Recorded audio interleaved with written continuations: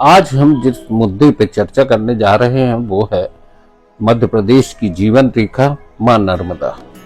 नर्मदा जयंती है और नर्मदा जयंती पे विशेष धार्मिक अनुष्ठान होते हैं। मां नर्मदा के आंचल को साफ सुथरा रखना एक बड़ा काम है और उसके लिए हमारे विवेक अवस्थी जी लगातार नर्मदा बचाओ आंदोलन के तहत लोगों को जागरूक भी कर रहे हैं। विवेक जी, हम स्वागत करते हैं। और जो सबसे बड़ी चीज है कि नर्मदा बचाओ जो आंदोलन है, इसको अभी तक आपने कहां तक कैसे लोगों को जोड़ रहे हैं और क्या मुद्दे हैं आपके? देखिए, नर्मदा बचाओ जो आंदोलन है, मैं पहले भी ये बात कह चुका हूँ कि नर्मदा जी पूरे मध्य प्रदेश की जीवन दायिनी है।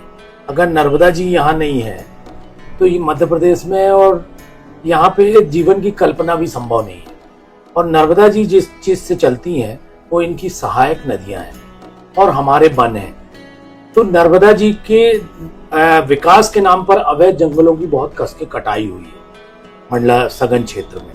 और दूसरी चीज, इनकी जो सहायक नदियां हैं धीरे धीरे एक एक करके सब मारी जा रही हैं। अपने जबलपुर में ही आप लगा लो अंदाज कि गौर, तैमर, आपकी हिरन, परियट, ये सब मार दी गई हैं। पर इनको रेत का अवैध उत्खनन हो रहा है और तमाम पूरी गंदगी शहरों की इन नदियों के माध्यम से और इनसे छोटे छोटे नाले जो जुड़े हैं इनके माध्यम से नर्मदा जी में जा रही है, जिसके लिए हम लोग लगातार आवाज उठा रहे हैं। हमने पूरी सभी तहसीलों में और शहरों में भी धरना प्रदर्शन करके सरकार को चेताया। हमने कई बार कोशिश की अनऑफिशियल भी मिलके अधिकारियों को कि भाई ऐसा करो, जनप्रतिनिधियों से भी जहां हम मिल रहे हैं उसकी चर्चा कर रहे हैं। साथ ही हम ये भी चाहते हैं, जैसे नर्मदा जयंती का पर्व है, तो नर्मदा जयंती के पर्व पे लाखों लोग जाते हैं मां नर्मदा से मांगने। तो मेरा सीधा सीधा उन लोगों से ये सवाल है कि अब आपने तो हजारों साल से आपको जीवन नर्मदा जी दे रही हैं, आज नर्मदा जी आपसे मांग रही हैं अपनी सुरक्षा, अपने बच्चों से वो अपनी सुरक्षा मांग रही हैं। धर्मांधता की चीज नहीं है ये कि आप पूरा कचरा कूड़ट जाओ, भंडारों की गंदगी जाए, ये सब ना डालें।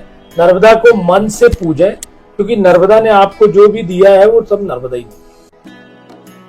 ये बड़ी चीज है कि मां नर्मदा के आंचल को अगर हम सुरक्षित रखते हैं तो आने वाले जीवन और भविष्य की कल्पना भी हो सकती है। लेकिन अगर नर्मदा नहीं रहेगी तो मध्य प्रदेश में जीवन की संभावनाएं बहुत क्षीण हो जाएंगी। अभी जिस तरीके से नर्मदा के तटों पर और आगे भी अभी देखें, चुटका परमाणु प्रोजेक्ट एक आ रहा है, इसके अलावा किंदरई में परमाणु प्रोजेक्ट आ रहा है, तो इसको लेके भी आपने अभी कुछ मुहिम छेड़ी है क्या? चुटका के लिए तो मैं पिछले 2 साल से लगातार संघर्ष कर रहा हूँ। गांव गांव जाके हमने तहसील स्तर पे जाके ज्ञापन दिए एसडीएम को, मुख्यमंत्री और प्रधानमंत्री के नाम पे कि ये परियोजना रद्द की जाए, क्योंकि इस परियोजना के बनने से हमारे पूरे यहाँ का जीवन 200 किलोमीटर के रेडियस में भोपाल गैस त्रासदी टाइप का खतरा मंडराएगा। हमें विद्वानों से ये भी मालूम चला है, जो नर्मदा बचाओ में काफी टाइम से कई लोगों ने अपना जीवन दे रखा है, जैसे अपने राजकुमार सिन्हा जी हैं, इनके माध्यम से ये पता चला है कि अगर वो परमाणु परियोजना बनाई जाती है तो उसके कचरे के बड़े दुष्परिणाम है। नर्मदा जी के जल स्तर के टेम्परेचर में बढ़ोतरी होगी, साथ ही साथ जो वो गैस जमा होगी, यदि वो लीक होगी तो कभी भी भोपाल गैस कांड टाइप का हो सकता है। तो हमारे उसको चुटका परमाणु हो चाहे किंदरई परमाणु हो, ये रिहायशी इलाकों के लिए बड़ा खतरा है। तो ये हमें नहीं बनवाना है और हम सभी नर्मदा भक्तों से लगातार अपील कर रहे हैं, भैया इसके लिए अपने जीवन के लिए साथ में आओ। अभी आप चौपालें भी लगा रहे हैं जगह जगह, लोगों का क्या रुझान आ रहा है इसमें? इस क्षेत्र में रहने वाले नर्मदा पट्टी के लोगों में नर्मदा जी के प्रति बहुत आस्था है, तो हम उनसे यही कह रहे हैं और लोगों का सब लोग अपना तन मन धन लगा के हमारे साथ आने तैयार है। सरकार इसमें दोहरा रवैया अपनाए। सरकार एक तरफ तो धार्मिक होने का, भारतीय जनता पार्टी की सरकार, इसके सारे मंत्री, इसके सारे नेता सब लोग नर्मदा रोज दर्शन करने जाते हैं, पर नर्मदा के जीवन को इतना बड़ा खतरा है वो उन्हें नहीं दिख रहा है। लोग जरूर हमारे साथ जुड़ रहे हैं, हजारों लोग इसमें हमारे साथ जुड़ चुके हैं, जो हमेशा हमसे कह रहे हैं कि हम तन मन धन से आपके साथ हैं। अभी 30 तारीख को गांधी जी की पुण्यतिथि के मौके पे आपने एक पद यात्रा भी निकाली थी जी। और गांधीवादी तरीके से आप अपने आंदोलन को आगे बढ़ा रहे हैं। गांधी ने जिस तरीके से सर्वहारा के लोगों को जोड़ा था, उस तरीके से आपके प्रयास कहां तक पहुंचे अभी तक?